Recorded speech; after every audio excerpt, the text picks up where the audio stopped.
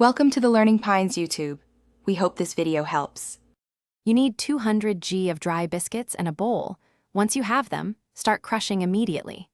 Use a food processor for 5-10 short pulses to avoid turning crumbs into paste, or place biscuits in a sealed bag and bash with a rolling pin until coarse.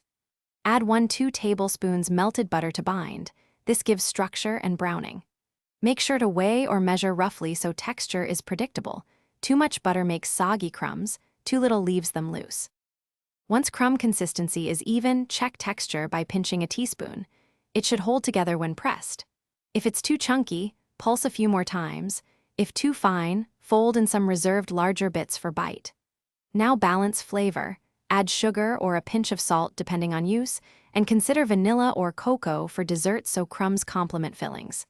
Make sure to mix thoroughly so butter and seasonings coat every particle. This prevents uneven baking or flavor pockets.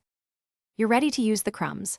Press firmly into a pan for a base or sprinkle as topping, then bake 8-12 minutes at 175 degrees C for set and color. If crumbs are too dry, stir in 1-2 teaspoons warm milk so they bind. If too wet, add a tablespoon of extra dry crumbs and repress. Make sure to cool fully before slicing or storing.